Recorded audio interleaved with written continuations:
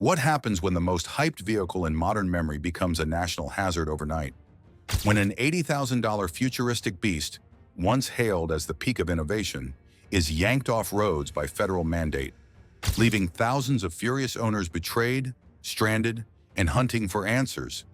While its creator vanishes without a word, in a collapse so explosive it defies belief, Tesla's Cybertruck has transformed from revolutionary symbol to rolling liability, dragging an empire built on promises straight toward the abyss. It didn't begin with a bang, but it ended with one. The downfall accelerated in late June 2025 when the National Highway Traffic Safety Administration, NHTSA, issued a sweeping immediate ban on new Cybertruck deliveries. This wasn't a minor recall. It wasn't a software update. It was a federal lockdown on Tesla's most ambitious and controversial vehicle to date. At stake, billions in revenue, the credibility of an entire brand, and the fate of the most talked about CEO in the world, who suddenly disappeared from the public eye just as the flames started to rise. The reason behind the dramatic intervention? Mounting safety failures that could no longer be swept under the stainless steel rug, battery overheating, unreliable self-driving glitches, and most damning of all, a high-profile battery explosion in Sacramento that sent shrapnel across a residential street and lit the match on a national firestorm. Though no injuries occurred, the message was impossible to miss. This wasn't innovation, it was danger on wheels. In a flash, Tesla's sleek promotional campaigns gave way to footage of smoking trucks, panicked drivers, and protesters flooding dealerships. Regulators in key markets like California, Texas, and New York immediately froze new vehicle registrations for the Cybertruck, effectively slamming the brakes on the company's most important launch. The electric truck, once sold as the indestructible future of transportation, was now legally undrivable in its biggest markets. Tesla's reaction to this chaos was equally shocking, not because of what it did, but because of what it didn't do. There was no press conference, no explanation, no apology. Instead, the company quietly scrubbed its website, removing the Order Now button under the Cybertruck listing and replacing it with a cold, unhelpful, temporarily unavailable.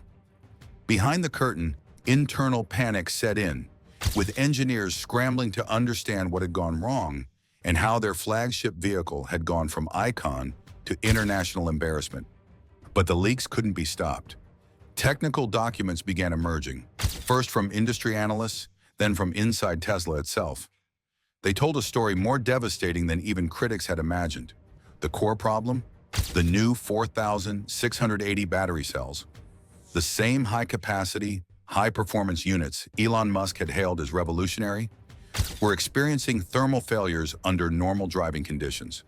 Under high-speed charging or sustained highway use, the batteries overheated so severely they triggered emergency shutdowns and, in some cases, fire risk alerts. This wasn't limited to prototypes or test vehicles. It was affecting real trucks on real roads. Then came the software revelations. Insider memos, leaked from Tesla's production centers in Austin and service hubs across the US, confirmed what users had already begun to whisper online. Cybertruck's self-driving system was dangerously unstable. Vehicles veered out of lanes, froze in the middle of intersections, and in one viral dash cam clip, locked up the steering for over 15 seconds while drifting toward oncoming traffic. The footage hit the internet like a bomb. What was meant to showcase the future of autonomy instead laid bare the terrifying risks of half-baked software running on public roads. And yet, the hardware and software failures were just the beginning. The backlash was swift and furious. By the end of June, Cybertruck customers, many of whom had waited years and invested small fortunes, descended on Tesla dealerships in droves. Protests erupted in cities like Los Angeles, San Francisco, and Houston, where customers demanded refunds, answers, and accountability. Videos flooded social media showing crowds chanting outside Tesla's flagship stores, holding handmade signs with slogans like, "We trusted you" and "Fix or refund." These weren't generic critics. They were Tesla fans, early adopters, loyal investors. And now they were furious. One of the most damning revelations came from the elite group of early owners who had received the limited Founders Edition models. These trucks were marketed as top-tier, personally curated by Tesla's finest engineers. Instead, they turned out to be riddled with issues. Battery degradation on these premium models was so severe that many struggled to hit even 300 miles per charge, far below the advertised 500-mile range. Service records and internal diagnostics showed that battery capacity was dropping faster than expected, sparking accusations of deceptive marketing and potentially fraud. Legal action followed almost immediately. In a precedent-setting move, Michael Alvarez, a Cybertruck owner from California, filed a class action lawsuit against Tesla. His complaint didn't just target poor performance, it accused the company of outright deception and endangering public safety. Backed by technical reports, service documents, and digital evidence, Alvarez's case quickly gained momentum. It wasn't long before similar lawsuits appeared across Texas and Nevada, forming a tidal wave of legal pressure. Behind the scenes, Tesla's top brass were in crisis mode. But Elon Musk, the man synonymous with the company, was nowhere to be found. Not on social media, not at press briefings, not even at the rescheduled investor call, which was quietly postponed without explanation. When he finally did reappear, it wasn't to address Tesla's sprawling crisis. It was at a SpaceX event where he dodged every Cybertruck-related question with vague platitudes about looking into it and waiting for data. The bombastic leader who once relished confrontation had seemingly fled from the biggest scandal of his career. That silence didn't go unnoticed. By the end of June, reporters obtained leaked emails from Tesla's legal department revealing a deliberate communications lockdown. Executives were instructed not to speak publicly, give interviews, or acknowledge the growing crisis until the federal investigation concluded. The goal was clear: delay the public fallout, control the narrative, and buy time for a fix. But it was too late. As investigations expanded, federal regulators confirmed the root cause of the Sacramento explosion: a faulty battery cooling sensor. That tiny malfunction allowed temperatures to spiral out of control, triggering a chain reaction that nearly turned the truck into a fireball. It was the ultimate proof that Tesla's relentless push for cutting-edge innovation had outpaced its safety protocols. Meanwhile, Tesla's competitors smelled blood. Rivals like Ford, GMC, and Rivian saw a 12% surge in electric truck reservations almost immediately after the Cybertruck ban. Customers who once flocked to Tesla were jumping ship, seeking alternatives that didn't explode or veer off highways without warning. At the same time, consumer watchdog groups began calling for a broader safety review of all high-capacity electric trucks on U.S. roads, suggesting that the problem might be industry-wide, but with Tesla at its epicenter. Then came the financial blow.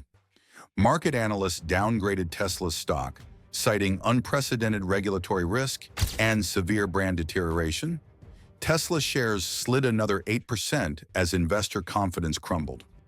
Behind the scenes, insiders revealed the Cybertruck was supposed to account for nearly 1/5 of Tesla's North American revenue in 2025. With that pipeline now frozen, the financial outlook turned grim. Supply chain delays, battery shortages, installed production made a recovery increasingly unlikely. And the lawsuits kept mounting. By late June, 5 major class action lawsuits had been filed, each one echoing the same themes: defective design, safety failures, and misleading promises. One court filing cited violations of the Magnuson-Moss Warranty Act, a powerful consumer protection law that could force Tesla to offer refunds, buybacks, and cover legal fees for thousands of affected customers. Regulators, meanwhile, weren't waiting. The NHTSA expanded its probe, announcing plans to inspect over 12,000 Cybertrucks already delivered across the U.S. A nationwide recall loomed, one that could crush production capacity and bleed Tesla dry in penalties and buybacks. It wasn't just a recall risk, it was an existential threat to Tesla's ability to operate. And still, no roadmap for resolution had emerged.